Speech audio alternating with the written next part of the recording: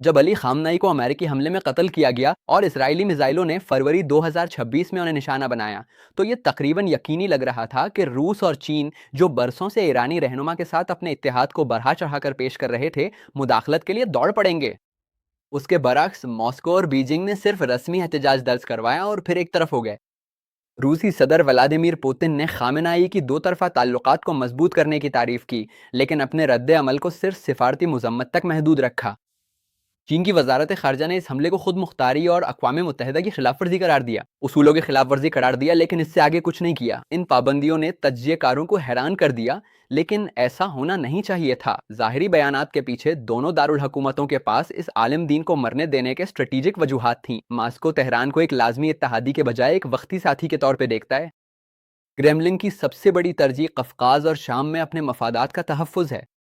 خامنئی کی موت نے لیوانٹ میں اثر و رسوخ کی دوبارہ گفت و شنید کا موقع فراہم کیا، بغیر اس کے کہ ایران کے انقلابی سوچ کا پابند ہونا پڑے۔ بیجنگ کی اپنی حساب کتاب ہے۔ ایران میں اس کی بیلٹ اینڈ روڈ کی سرمایہ کاری کو خطرہ لاحق ہے اگر جنگ شدت اختیار کر جائے، لیکن چینی رہنما یہ سمجھتے ہیں کہ ایک طویل جنگ ڈالر سے دوری کے رجحان کو تیز کر سکتی ہے۔ جب تک لڑائی محدود رہے اور حکومت کے خاتمے کا باعث نہ بنے، چین کا مرکزی مقصد یعنی متبادل ادائیگی کا نظام بنانا پورا ہوتا ہے۔ اسی نظام میں بیجنگ اور ماسکو سرحد پار بینکوں کے نیٹ ورک جیسے CIPS اور روس کا SPFS تیار کر رہے ہیں۔ یہ وہ نظام ہیں جو امریکی کنٹرول سوئفٹ کر انحصار کم کرتے ہیں اور غیر ڈالر کرنسیوں میں لین دین کو آسان بناتے ہیں۔ امریکہ کو اجازت دینا اور اسرائیل کو خاموشی سے مالی خود مختاری کو آگے بڑھاتے ہوئے خامنئی کو قتل کرنے کی سیاسی قیمت برداشت کرنے دینا ایک معقول اگرچہ سرد مزاج حکمت عملی ہے۔ ڈونلڈ ٹرمپ نے آپریشن ایپک فیوری کو یہ کہہ کر جائز قرار دیا کہ خامنئی کو ہٹانے سے معتدل عناصر کے ابھرنے کے لیے جگہ پیدا ہوگی۔ اس کی منطق اس فرضی تصور پر مبنی ہے کہ ایران کے سخت گیر صرف ایک فرد ہیں، اسے ہٹا دیں تو نظام معتدل ہو جائے گا۔ ثبوت اس کے برعکس اشارہ کرتے ہیں۔ اس حملے نے نہ صرف سپریم لیڈر کو نشانہ بنایا، بلکہ انقلابی گارڈ کے اس اندرونی حلقے کو بھی ختم کر دیا جو ملک کے مزاحمتی محور کو سنبھالے ہوئے تھا۔ ان کی درجہ بندی کی نگرانی کے بغیر لبنان، عراق اور یمن میں موجود پراکسیز خود مختار ہو کر کام کر رہی ہیں اور اپنی مضبوطی ظاہر کرنے کے لیے شدت پسندی کی طرف مائل ہو رہی ہیں۔ حزب اللہ کے اسرائیل پر ڈرامائی راکٹ حملے خامنئی کی موت کے بعد زیادہ مربوط حکمت عملی نہیں تھے، بلکہ وجودی خوف کا نتیجہ تھے۔ تجزیہ کاروں نے الجزیرہ کو بتایا کہ حزب اللہ اپنی بقا کو اپنی شدت پسندی کے مظاہرے سے جوڑ کر دیکھتی ہے۔ اس سرکردہ قیادت کو ہٹانے سے جارحیت کے محرک کے بجائے ایک روکنے والی اتھارٹی ختم ہوئی۔ اس خلا نے تہران میں نظریاتی شدت پسندوں کو بھی مزید جری کر دیا۔ ایرانی وزیر خارجہ حسین امیر عبداللیان نے حملے کے بعد کہا کہ ایران کو پراکسیز کی ضرورت نہیں ہے۔ یہ بیان اس خواہش کی عکاسی کرتا ہے کہ ایران براہ راست طاقت کا مظاہرہ کرنا چاہتا ہے، بجائے اس کے کہ شراکت داروں پر انحصار کرے۔ اس کا نتیجہ یہ نکلا ہے کہ سیکیورٹی کا نظام درمیانے درجے کے افسران چلا رہے ہیں جو سمجھتے ہیں کہ سمجھوتا کرنا غداری کے مترادف ہے۔ ٹرمپ کا یہ یقین کہ خامنئی کو ہٹانے سے معتدل عناصر کے لیے راستہ کھل جائے گا، اس حقیقت کو نظر انداز کرتا ہے کہ آمرانہ نظام خطرہ محسوس کرتے ہی مزید شدت اختیار کر لیتے ہیں۔ وہی امریکی پابندیاں جو اس نظام کو مجبور کرنے کے لیے لگائی گئی تھیں، اب قوم پرستانہ مزاحمت کو ہوا دے رہی ہیں اور سخت گیر عناصر کو اختلاف رائے کو کچلنے کا موقع فراہم کر رہی ہیں۔ یوں خامنئی کو قتل کرنا ایران کو انقلاب کے بعد سے اب تک کے سب سے زیادہ سخت گیر راستے پر ڈال سکتا ہے۔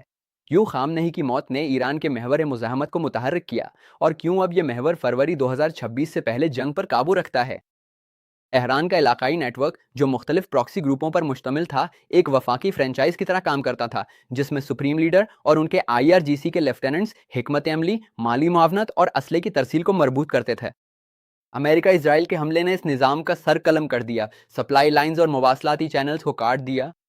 حزب اللہ، شامی پراکسیز اور عراقی گروہوں کو دستیاب وسائل کے ساتھ خود ہی تدبیریں کرنا پڑیں۔ انہیں غیر فعال کرنے کے بجائے اس خلا نے خود مختار فیصلے کرنے کی ترغیب دی اور ان کے عزم کو مزید مضبوط کر دیا۔ حزب اللہ کی جانب سے قتل کے بعد راکٹوں کی بارش، جسے تجزیہ کاروں نے وجودی خوف سے پیدا ہونے والا عمل قرار دیا، اس بات کا مظاہرہ تھا کہ یہ تحریک دبنے والی نہیں ہے۔ تاہم وہ مرکزی کمانڈ ڈھانچہ جو کبھی شدت پسندی کو روکتا تھا، اب ختم ہو چکا ہے۔ اب ہر پراکسی اپنی بقا کے لیے خود کوشش کر رہی ہے، جس سے جنگ مزید غیر یقینی اور خطرناک ہو گئی ہے۔ دلچسپ بات یہ ہے کہ اس غیر مرکزیت نے طاقت کا مرکز تہران سے ہٹا کر خود پراکسی گروپوں کی طرف منتقل کر دیا ہے۔ لبنانی اور عراقی مسلح گروہ ایرانی پالیسی کے اعلی کار ہونے سے نکل کر اب خود مختار علاقائی کردار بن چکے ہیں جو ایرانی لاجسٹکس کے محتاج ہیں، صرف کچھ مخصوص ہتھیاروں کے لیے، لیکن اب وہ اسمگلنگ اور مقامی ٹیکسوں کے ذریعے بڑھتی ہوئی مالی معاونت حاصل کر رہے ہیں۔ اس کے نتیجے میں اب جنگ کی حرکیات صرف ایرانی حکومت کے زیر اثر نہیں رہیں، بلکہ مسلح گروہوں کے ایک جال کے تابع ہیں جو کسی ایک اتھارٹی کے ماتحت نہیں۔ یہ تقسیم سفارتی کوششوں کو مزید پیچیدہ بنا دیتی ہے۔ اگرچہ خامنہ ای کے بعد کی قیادت مذاکرات کرنا بھی چاہے، وہ جنگ بندی نہیں کروا سکتی، کیونکہ اب اس کے پاس وہ تمام جنگجوؤں پر کنٹرول نہیں رہا جو پہلے اس کے زیر اثر تھے۔ کیوں؟ ایران کی جنگ چین اور روس کو مجبور کر رہی ہے کہ وہ ایسا مالیاتی نظام تیار کریں جو ڈالر کو تباہ کر دے گا۔ پابندیاں اور مالیاتی جنگ واشنگٹن کا پہلا ہتھیار بن چکی ہیں۔ ایرانی اثاثے منجمد کر کے ان چینی بینکوں کو سزا دے کر جو تہران کے ساتھ تجارت میں سہولت فراہم کرتے ہیں، اور روسی اداروں کو سوئفٹ سے باہر کر کے امریکہ بغیر گولی چلائے اطاعت پر مجبور کرنے کی کوشش کرتا ہے۔ لیکن جبری پابندیوں کا ایک متوقع رد عمل بھی ہوتا ہے۔ نشانہ بننے والے ممالک متبادل ادائیگی کے نظام میں سرمایہ کاری کرتے ہیں جو ڈالر کو بائی پاس کرتے ہیں۔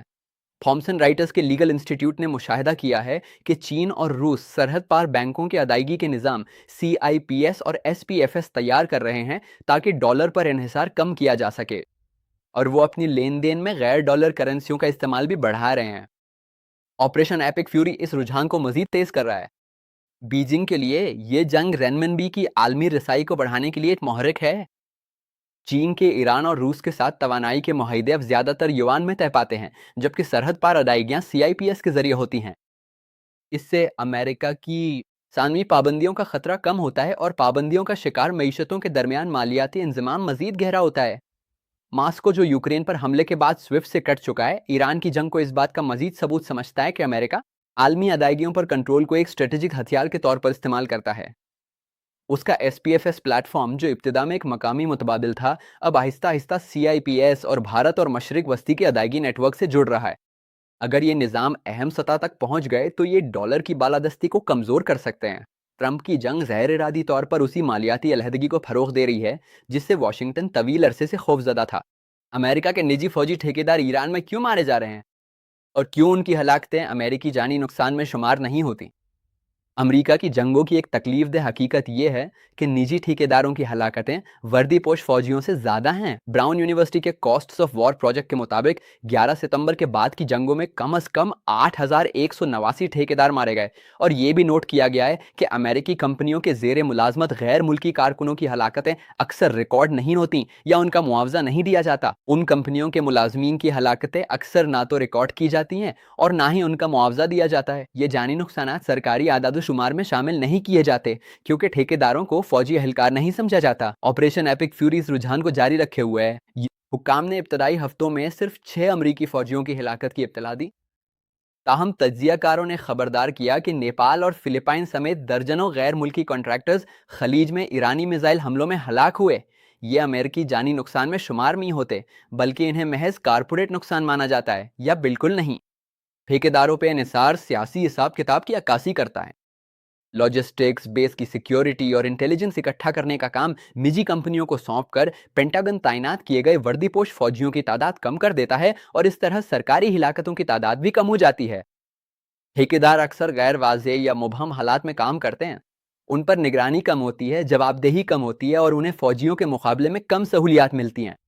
جب وہ مر جاتے ہیں تو ان کے خاندانوں کو معمولی انشورنس رقم ملتی ہے، لیکن کوئی فوجی اعزاز نہیں دیا جاتا، اور ان کی ہلاکتیں شاذ و نادر ہی خبروں کی زینت بنتی ہیں۔ یہ انتظام صدور کو یہ موقع دیتا ہے کہ وہ جنگیں جاری رکھ سکیں بغیر اس عوامی رد عمل کے جو زیادہ فوجی ہلاکتوں کے ساتھ آتا ہے۔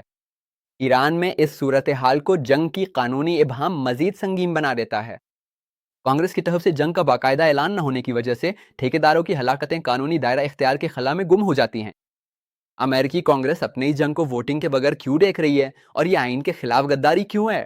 امریکہ آئین کے مطابق جنگ کا اعلان کرنے کا اختیار کانگریس کو دیا گیا ہے، لیکن 2001 سے قانون سازوں نے یہ اختیار انتظامیہ کو سونپ دیا ہے۔ آپریشن ایپک فیوری اس دستبرداری کی بہترین مثال ہے۔ جب نمائندہ باربرا لی نے ایران کے خلاف مزید فوجی کارروائی کے لیے کانگریسی منظوری کی قرارداد پیش کی تو ایوان نے اسے 219 کے مقابلے میں 212 ووٹوں سے مسترد کر دیا۔ سینیٹرز نے بھی یہی کیا۔ کونسل آن فارن ریلیشنز نے دستاویزی طور پر بتایا کہ دونوں ایوانوں نے رسمی ووٹنگ کا مطالبہ کرنے سے انکار کر دیا، جس کی وجہ جماعتی وفاداریاں اور قومی سلامتی کو نقصان پہنچنے کا خوف تھا۔ کانگریسی رہنماؤں نے اپنی بے عملی کو جائز قرار دینے کے لیے حب الوطنی کا سہارا لیا، جبکہ بانیان آئین کی آئینی تنبیہات کو نظر انداز کر دیا۔ جیمز میڈیسن نے لکھا تھا کہ جنگ کا اعلان کرنے کا اختیار، جس میں جنگ کے اسباب کا فیصلہ کرنے کا اختیار بھی شامل ہے، مکمل طور پر اور صرف مقننہ کے پاس ہے۔ جنگ پر ووٹنگ سے انکار کر کے، جسے وہ شروع ہونے دے چکے ہیں، قانون ساز اپنی ذمہ داری کی خلاف ورزی کرتے ہیں۔ یہ دستبرداری محض ایک رسمی معاملہ نہیں ہے، اس کے گہرے اسٹریٹجک نتائج ہیں۔ بغیر کسی رسمی ووٹ کے مقاصد، اخراجات یا انخلا کی حکمت عملیوں پر کوئی بحث نہیں ہوتی۔ انتظامیہ کو یہ آزادی حاصل ہے کہ وہ جب چاہے تنازع کو وسعت دے، فوجی تعینات کرے یا ٹھیکیداروں کو استعمال کرے۔ کانگریس کے ارکان پریس ریلیز میں جنگ کی مخالفت کا ڈھونگ رچا سکتے ہیں، جبکہ خاموشی سے بجٹ بلوں میں اس کی فنڈنگ کرتے ہیں۔ یہ طرز عمل جمہوری احتساب کو کمزور کرتا ہے۔ سپاہی اور ٹھیکیدار ایران میں لڑتے اور جانے دیتے ہیں، جبکہ ان کے منتخب نمائندے رسمی چالوں کے پیچھے چھپ جاتے ہیں۔ جنگ بغیر کسی واضح کانگریسی اجازت کے جاری رہتی ہے، جسے بعض ماہرین آئینی غداری قرار دیتے ہیں۔ قانون ساز ادارہ اپنی ذمہ داری سے غداری کر رہا ہے کہ وہ انتظامیہ کی جنگی کارروائیوں پر نظر رکھے اور اس طرح بے حساب تنازع کو ممکن بنا رہا ہے۔ جرمنی کا اسرائیل کو میزائل بھیجنا، جبکہ امن کی بات کرنا، یورپ کی اخلاقی دیوالیاپن کو ظاہر کرتا ہے۔ یورپی رہنماؤں نے آپریشن ایپک فیوری پر مذمت اور ملی بھگت کا ملا جلا رد عمل دیا۔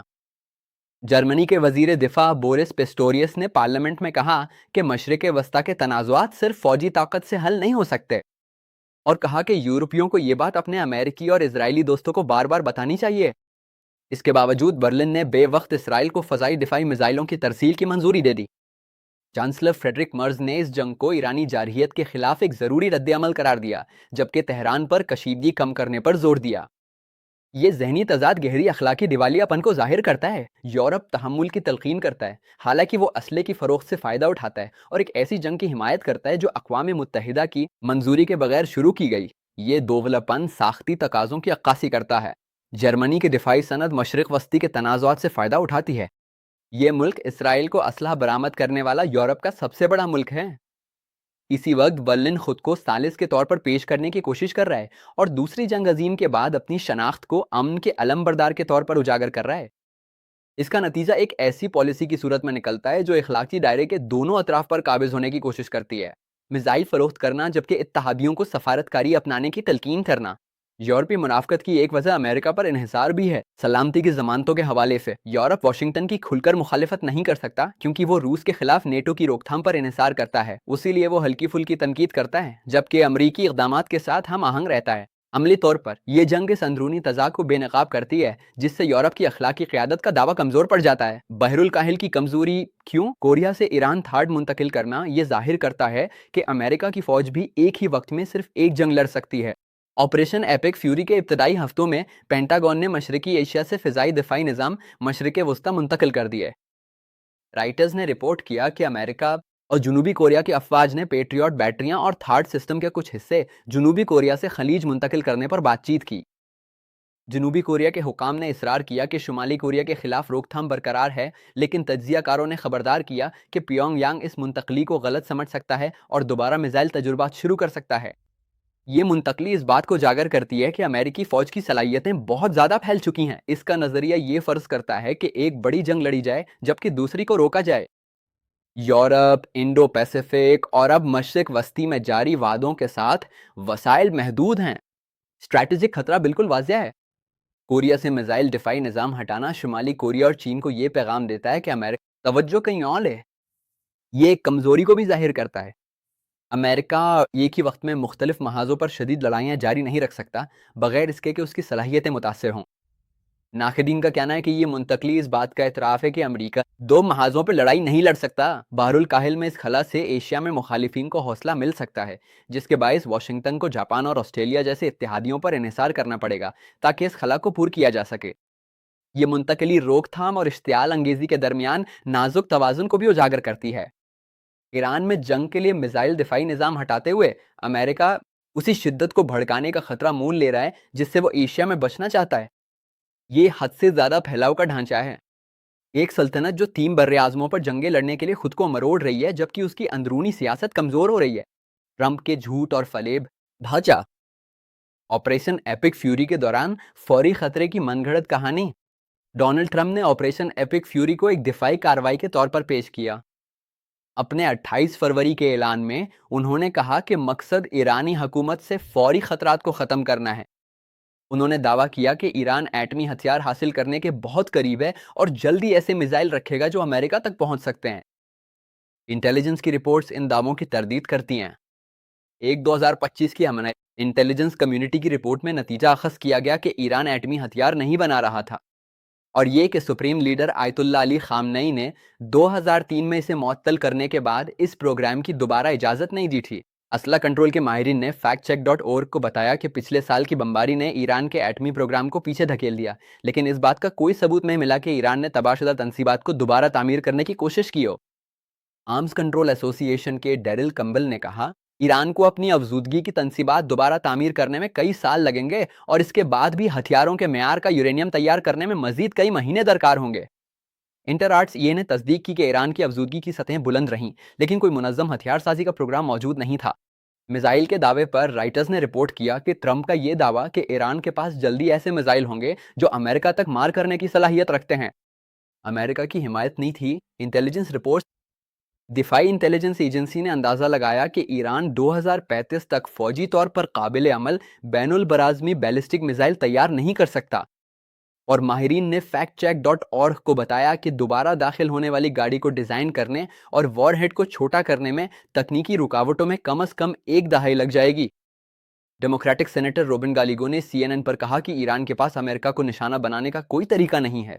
मौजूदा मिसाइलों के साथ मेनलैंड तो ट्रंप का फौरी खतरे का बयानिया दरअसल एक मनगढ़ंत कहानी थी, जिसका मकसद पेशगी हमले को जवाब फराहम करना था। ये दावे मुकम्मल तौर पर गलत साबित हुए। जून 2025 में जब अमेरिकी और इजरायली तैयारों ने ईरान की 3 जौहरी तंसीबात पर बमबारी की, ट्रंप ने शेखी मारी कि इन हमलों ने ईरानी हुकूमत के जौहरी प्रोग्राम को तबाह कर दिया है। उन्होंने ये दावा फरवरी 2026 में दोबारा दोहराया। ये बयान गलत है।